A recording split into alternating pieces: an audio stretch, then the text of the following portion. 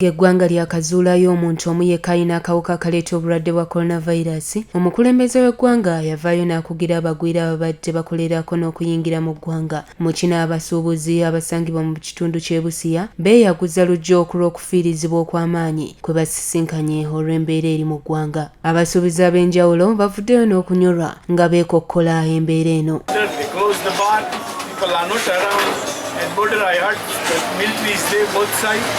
They are not allowing people without scanning, so now people are not coming. All business of clothes even is down now. There is no business here now.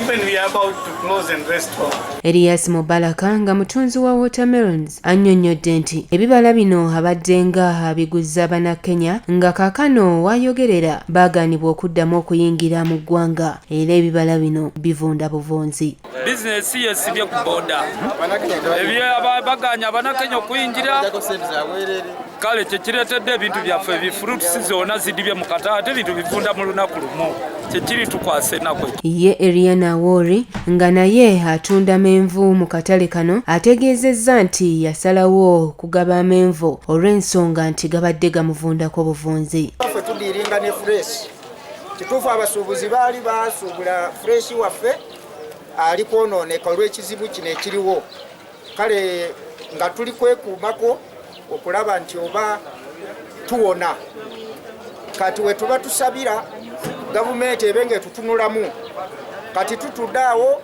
ebenga osobola otukubayoko omukono ngeri gye tunasobola okulyamu. Ate ye Aji Hassan Bwire naye nga mukozi mu katale kano ategeezezza nti embeera yamususseeko nga n'ebyokwogera byamuweddeko kubanga ensimbi ze alaba zisaanawo. Kabadde akatale akafula ak'ensi omukaaga nga buli wansi fulani Rwanda, Zaire, Burundi, Tanzania, Southern Sudan bonna baleetawo n'ebintu nga kati omuntu atunda n'afuna era kati twawudde ekiragiro kya pulezidenti tibasibyewo akatale kano kati basibyewo boda kati n'essaawa eno tuli bubi tewali ekigenda tetutunda bitwayita mu masitowa era mu ebiriganya okola ki okugenda kati ate betubadde tutunda nitufunako akantu nitufunako sukuluvizo w'abaana takatwatula n'abaana era tulina abaana kati abavudde mu masomero kati saawa erigino kiri kutukosa nnyo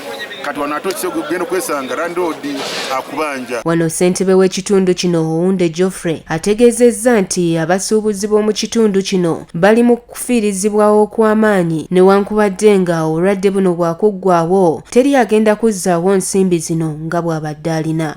Zonna zifudde abantu tebakkirizibwa kutwala ebyamaguzi byabwe Kenya n'okuva e Kenya okubireeta eno kati kino kitegeeza mu nnaku 3 pulezidenti ze yatuwadde nti twetegereze ekirwadde kino tulabe ekinaddirira tegeeza abantu bagenda kulya abantu bagenda kubeera nga basuubula abantu bagenda kubeera nga bafuna lwakuba abantu babadde bajja mu kusuubula nga bagenda ne bagula ekyeggulo ne bakoma waka ne balya kati ng'oba osibyewo omuntu gy'abadde agira ssente kibino kiba kyetaagisa gavumenti etandike kulowooza kati omuntu ono abadde asuubira ng'eno ebadde ng'ennimiro ye mwabadde akeera ku makya n'agenda n'agula ekintu n'akitwala e Kenya n'atunda n'akomawo.